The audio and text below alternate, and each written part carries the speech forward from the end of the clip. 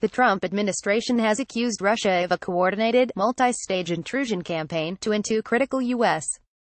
infrastructure networks and conduct network reconnaissance, while attempting to delete evidence of their intrusions. Homeland Security officials say they have helped the affected companies remove the Russianers from their compromised networks, but the Russians keep trying to into these critical systems. In parallel, the Treasury Department announced a new series of sanctions on companies and individuals, including Russian intelligence chiefs who were already sanctioned in December 2016 by the Obama administration. The sanctions also included employees of the Russian Internet Research Agency for involvement in the campaign to influence the 2016 U.S. presidential election. Others included Russian intelligence officers who were indicted in March 2017 for their involvement in the Yahoo breach beginning in January 2014. The new sanctions also referenced the June 2017 NotPe cyber attack that locked the computers of major shipping company Maersk and other critical industries around the globe. The White House formally attributed NotPe to Russia's main intelligence directorate GRU in February 2018, calling it the most destructive and costly cyber attack in history. We spoke to former NSA officials Rhea Sears and Chris Inglis, former CIA Alpha ISR Rob Dannenberg, and James Lewis, Senior Vice President of CSIS, to break down the threat posed by these attacks, and the U.S. response. Their answers are adapted for print below. Chris Inglis, former Deputy Director, NSA. What I found noteworthy in the DHS notice was that this is not an opportunistic foray on the part of the Russians. They seem to be intent on getting into the critical infrastructure. They didn't simply get there because they've taken a shotgun approach. Also, classic computer network reconnaissance here is to find the weak flank, and use that then as a foothold to then get yourself into, by moving laterally, those things that are more significant, and to the degree that all of these systems have supply chains and are increasingly connected to the digital infrastructure, that's a risk area for us that we should be concerned about. The DHS notice is properly flagging that there's a set of practices to try to create mitigations for that. Typically, there are three segments of the network that are attributable to critical infrastructure. One might be the administrative component, where they essentially set up new accounts, bill accounts, place orders to the generation or distribution of whatever that service might be.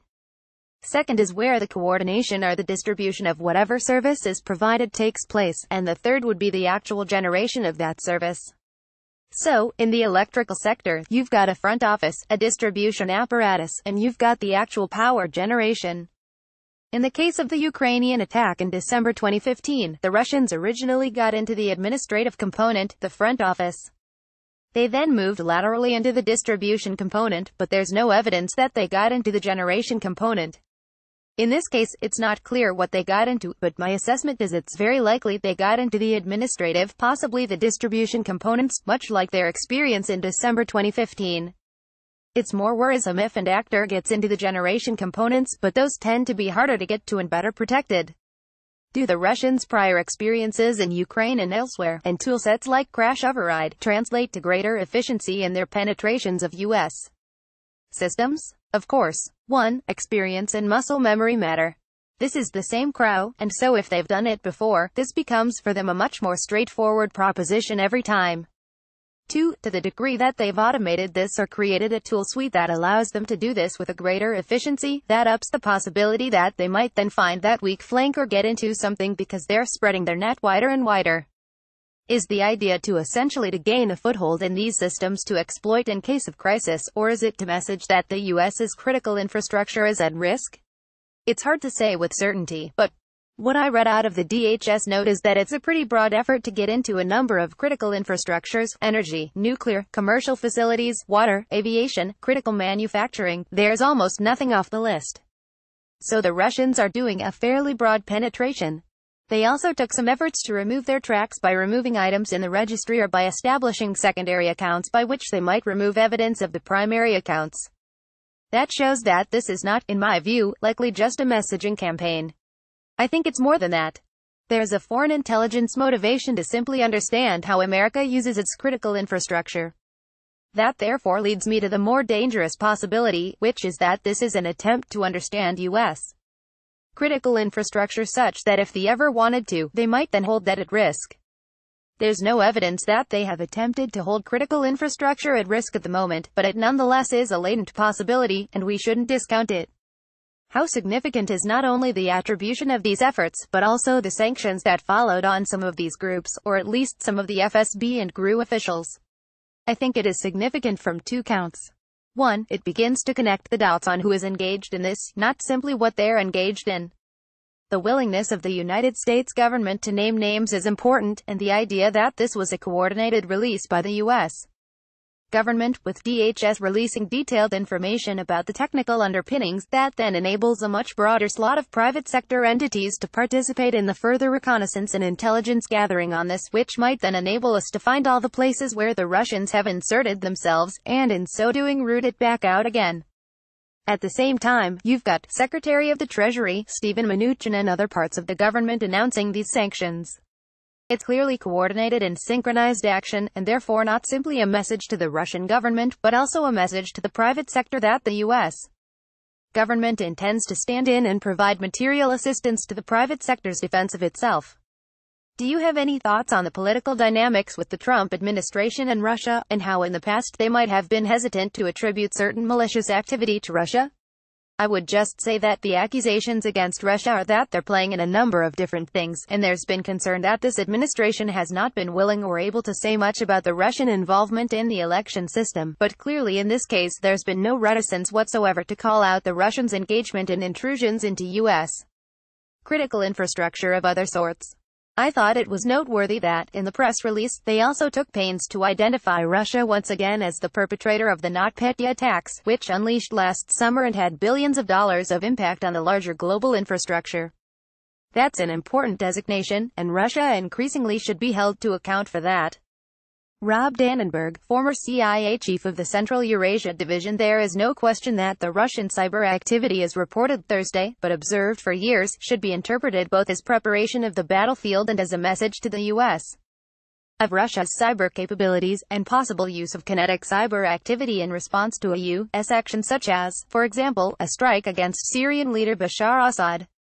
The key concept to understand here is that the Russians don't believe a deterrence protocol exists in the cyber realm as it does in strategic arms.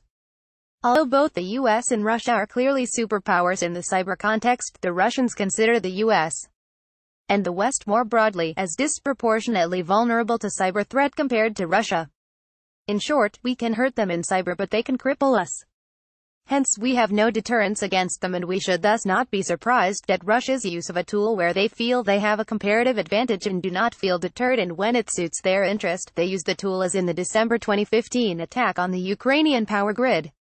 Moreover, the Russian cyber reconnaissance referenced yesterday has been going on for years, with special emphasis on probing of targets in the U.S. financial sector. Their thinking being, if you want to hurt the U.S., go after economic targets, frankly, our greatest strength and biggest vulnerability. Obviously, the action by the Trump administration is an important step in both acknowledging the threat of Russian cyber capability and increasing public awareness of the risk. While some might believe the U.S. response is inadequate, perhaps it is a significant first step in the building of a deterrence regime. But it is only a first step. Russia will not be deterred by half measures. Rhea Sears, former Deputy Associate Director for Policy, NSA: why might network reconnaissance of industrial systems be alarming, but not necessarily suggest imminent disruption of those systems? Reconnaissance of industrial control systems, ICS, has to occur before any successful attack can be launched. In fact, this is a pattern we have seen for years from the Russians, and others, such as the Iranians. In fact, DHS and the FBI have been consistently issuing alerts to energy and utilities companies, warning them of their vulnerabilities. For example, in 2014 DHS warned about the presence of black energy malware in U.S. systems, the same malware that had a role in the disruption to electric power in the Ukraine, cutting off electricity to 700,000 across a fairly large area. The activity described in the U.S. CERT alert depicts an adversary probing for vulnerabilities and preparing to use them, including advancing malware, if and when they deem it advantageous. This is not new, it continues a pattern of activity, but the alert provides additional details and direct attribution to Russia. People often refer to Ukraine as a testbed for Russian cyberattacks against critical infrastructure. What attacks have you seen there that you think could be used here in the U.S.? The sandworm attacks. Sandworm is often associated with Russia using black energy against the Ukrainian power grid, could also be deployed against U.S. targets. However, many experts believe that the malware alone cannot take down the utilities and that other methods must also be deployed to cause widespread damage. One has to assume that while these attacks might not be successful against a range of targets across the U.S., they could cause enough disruption to precipitate economic damage and endanger the civilian population. What is Russia getting at by probing these systems? Is it a form of preparing the battle space should a geopolitical crisis arise, or more of a messaging technique against the U.S.? Both. To prepare the battle space, they need to know the critical systems and be able to explore their potential vulnerabilities. Note that the reports discussed the targeting of small commercial facilities, often seen as the Achilles heel of U.S. critical infrastructure. Sometimes these smaller companies simply do not have the resources to mount a dynamic cyber defense. Further, there is so much open-source information available about these companies that targeting becomes considerably less challenging. Of course, the Russians are known for clearly sending messages through their cyber activity, not always covering up all their fingerprints, to let us know they've visited us. Perhaps Russia also thinks this is one way to engage in cyber deterrence. How significant is it that the Trump administration has attributed this activity to the government of Russia? Given this administration's somewhat limited record in attributing any negative activity to Russia, this is an important development. It demonstrates that despite the ambiguity towards Russian President Vladimir Putin at the top, the U.S. government is continuing its intelligence collection and its assistance to these smaller companies to ramp up their defenses. Perhaps the U.S. is ready to pursue its own deterrence against Russian probes and attacks, including economic sanctions. But to ensure the success of U.S. deterrence, we need to see a more consistent effort that comes from the top. This alert and sanctions are a helpful and pragmatic step forward, but they need to be part of a consistent and clear policy. James Lewis, Senior Vice President, CSIS. In the Cold War, Russia and the U.S. floated reconnaissance satellites over each other to identify targets for attack. This cyber reconnaissance is the same thing. It identifies targets and sends a threatening message. It's a more subdued form of the actions against the Ukrainian power facilities, which were temporary in their effect, reversible, and a signal to the Ukrainians intended to put pressure on them. The U.S. is different, in that one nuclear power does not actually damage another nuclear power's critical infrastructure. The risk is just too great. The Russians will only pull the trigger if they want a war. But people are willing to play a game of chicken to see who backs down first. The Russians do reconnaissance as a warning, and to prepare the battlefield, and we out them as a warning. It's not war, at least old-style war, but it is conflict.